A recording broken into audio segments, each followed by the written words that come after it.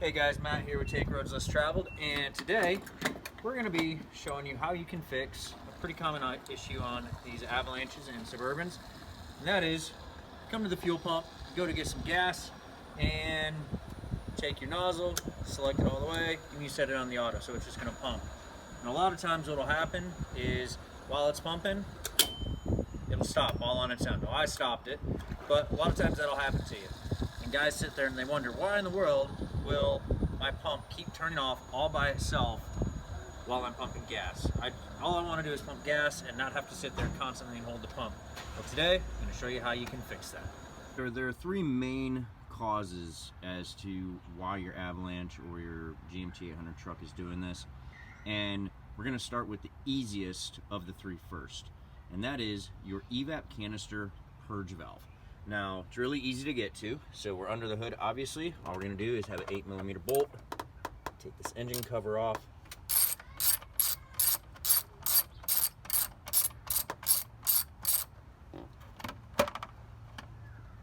get that off the rest of the way. Come on. There we go. Just move that cover out of the way, and that's it, right here. And that's held in by another 8mm bolt right there. We also need to disconnect this hose and this electrical connection.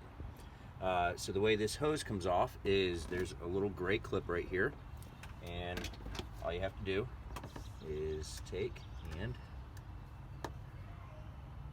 push that little gray clip out of the way.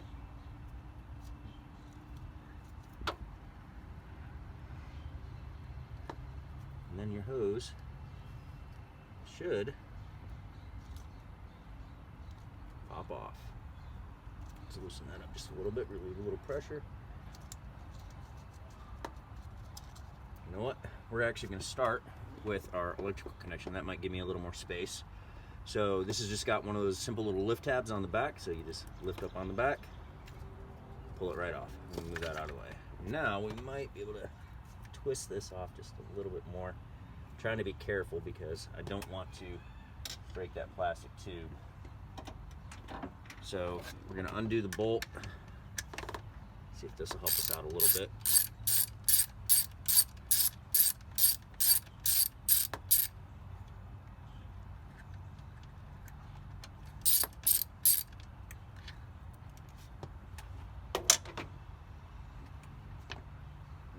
Just pull this whole unit out.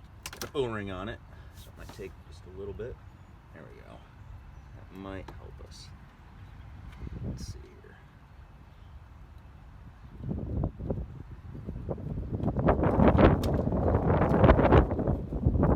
There we go. So now all we need to do is put the new one in, and this is really easy. So before we do that though, we're going to take and clean off this electrical connector.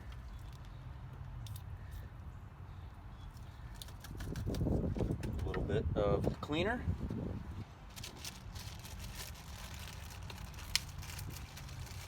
Now,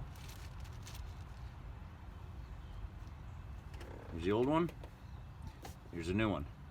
You'll notice this is not on the new one. So we need to take this piece off and swap it over onto this one. But before we do that, we're going to take just a little bit of oil and do a very light film on that O-ring because you don't want it to leak when we go to put it in. We don't want it to tear that O-ring. There we go. I have just a little bit of oil on my finger.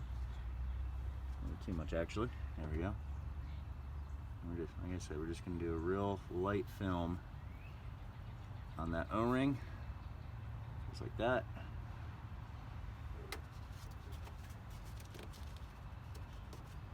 Now, this piece, your slot, goes over top of the bolt bracket. That slides over top, just like that. Now, we can take and, I don't lose that clip. Now, if I can actually get a little pressure on it, get up onto the bumper here.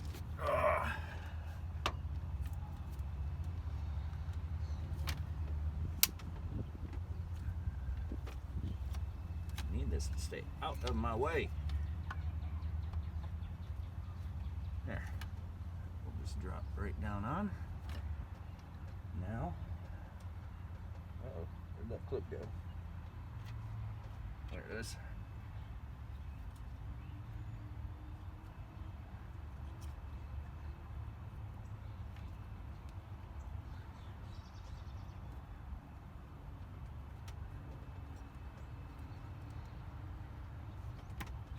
Make sure the hose gets pressed all the way in. Your clip. Put your electrical connector back on. And then your bolt. I apologize, guys, if my voice sounds a little weird, or if you hear me sniffing, because my allergies are in full effect right now. Now, tightening this down, I have not been able to find any torque specs on this 8mm bolt anywhere, so just don't gorilla it, but let's make sure she's good and snug. And then ending cover, and right back on. All right, the second possibility, and this is the most common, is probably going to be your EVAP canister vent valve solenoid. Now this is directly above your rear differential. If you take a look over here, there's a fuel tank. You can see brake lines going up, and there it is, exhaust system all right there. So right above the rear differential is this vent valve solenoid. This is typically the other aspect that goes wrong, and it's the most common aspect, but it's not always the final one. So we're gonna get this removed and get it swapped out, show you how to do that. All right, I hope you guys can see all this. Now to get your canister, or to get the solenoid out, all you need is a flathead screwdriver. So first we're going to take, and you've got an electrical connection right here, we're actually going to take and wiggle that loose. I just got one of those little lift tabs, no big deal. So it's going to get that to stay out of the way. Next, you've got a bracket on the back side of this, and this actually just slides right off real easy. So here is where your hose is at, connected at, and I'm hoping you guys can see this, but you've got a lock ring on the hose, a little raised section on the solenoid itself, and then you've got these two little tabs, and hopefully you guys can see it, one right here and one right here, that hold this in place. So all you do is just take your flathead and give that a little twist and raise that tab up over the lock ring while pulling the canister out, or while pulling the solenoid off the hose. This bottom one again. There we go. And that's it. Bam. Comes right out. All right, so possibility number 3 is your EVAP canister itself. This is a charcoal canister, and it can get clogged up, which is why it may be your issue. Now, this is held on by two 13mm bolts right here that holds this whole bracket on, and then you have 2 line connections that use the same type of fitting as this one right here on your EVAP canister. Pretty easy, just be careful. You don't want to break anything because you don't want to have to replace any of these lines. If you break a line, you have to drop the fuel tank, especially on these. So you don't want to do that. So how do you take care of this without actually having to buy a new one is you disconnect everything, and then with an air compressor you can actually blow a lot of crud out of this and unclog it. So you have a little tab here and a little tab right there. So we can start on this one and try not to block it while doing this so you guys can actually see it. But this uses the exact same process. So all you're gonna do is take that little tab and lift it up over this ring while pulling all of this off. It's kind of a pain in the butt. And again, kind of hard because you gotta twist it a little bit while holding everything in place and not messing anything up, breaking anything. And I just snap back into place. Oh,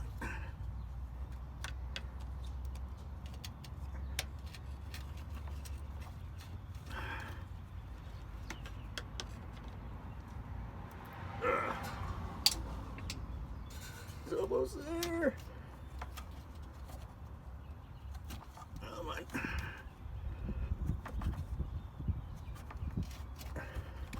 These are old plastic lines, so they don't really like to give much.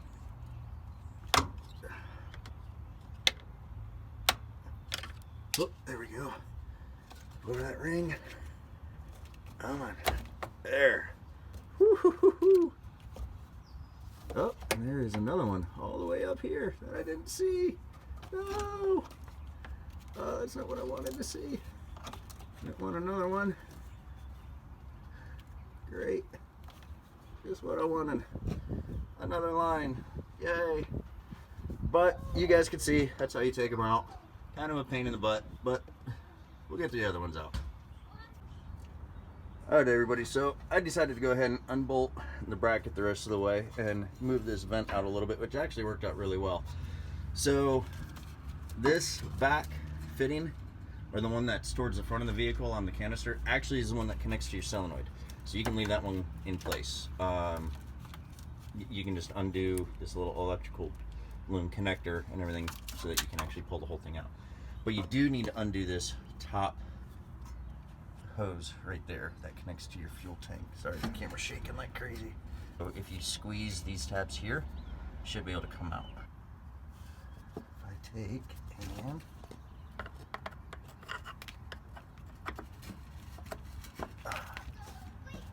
this is really not easy one-handed.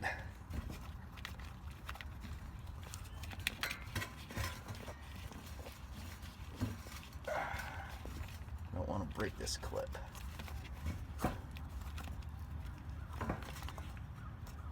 Come on.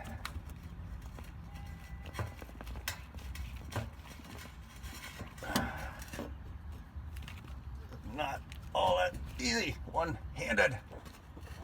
And I don't have anywhere to put the camera for you guys to be able to see it.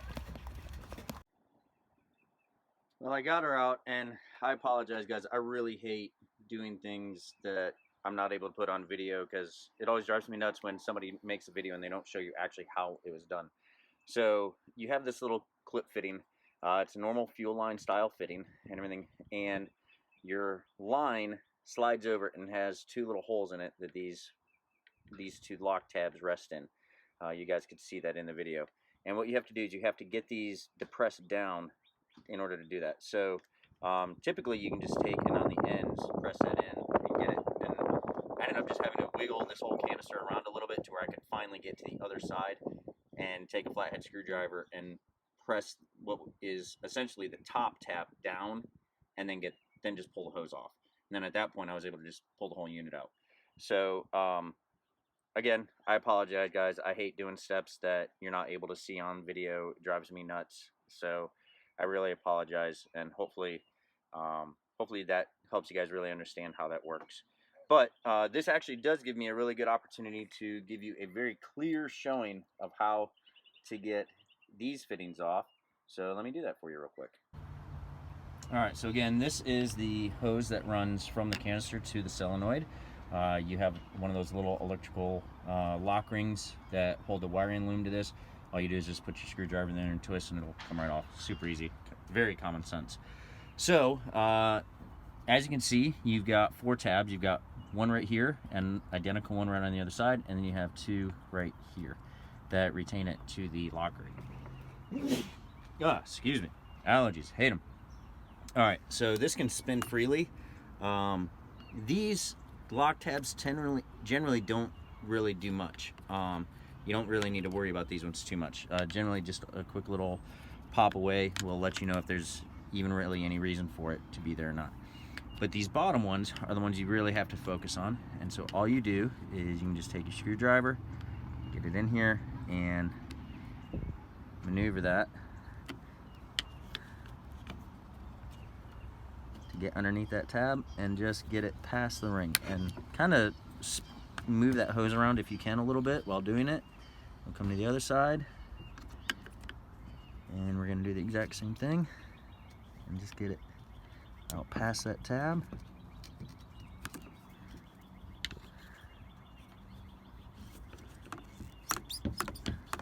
And there, and your hose will come right off. So real easy. Now I'm not changing out the canister, but I am gonna clear it out. Now when you pull this, be careful. You might have like some oily fluid come out of this port right here, which can be gross and schmoopy. But we're actually gonna take some compressed air, and we're gonna clear out this hose, and then we're gonna go through this port right here, and it should have crud come out of this port. All right, so we've got our canister cleaned out, so now it's time to reinstall everything. So we're just gonna take this canister, bring it up. Just gonna let it kind of rest right here on top of our exhaust for a second. There we go. Take this hose and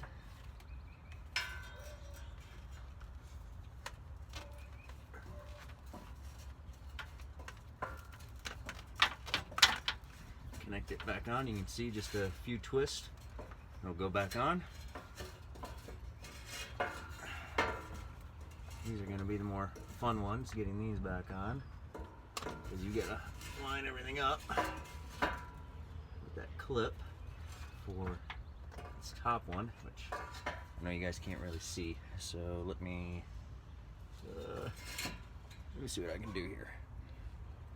Oh, can I? You know what? Here. I apologize, guys, if this is gonna be the worst view ever. Let's see here. Hey, differential housing. Let's see here. Put it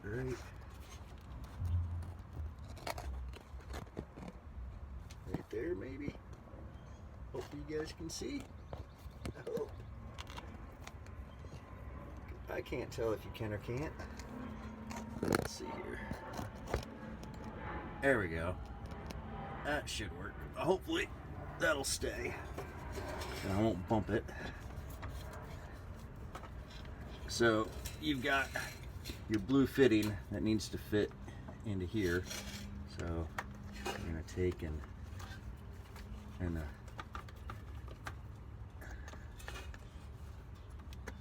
angle things around here. All right, here we go. That go in. Like so. Ooh, don't do that. All right. Now,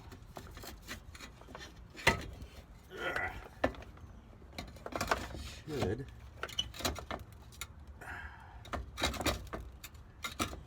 there we go. Let's get the bolt started on this bracket so that it doesn't go anywhere on us.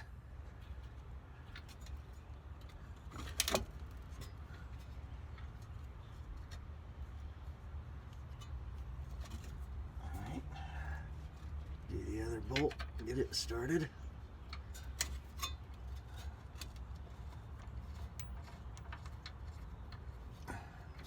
Arms right in the way, you guys, so I apologize. Alright, that one started. So now I can connect this line back on. Okay. Now we can tighten that bracket all the way up. Alrighty. So now it's time for the solenoid. which is pretty easy. So we're gonna start with our hose connection here. I just bumped the camera. There we go. Hose connection. Just give it a little twist as it goes in. You hear the click, and you're good. And now I'm gonna take and line that slot up with that bracket. Slide that on.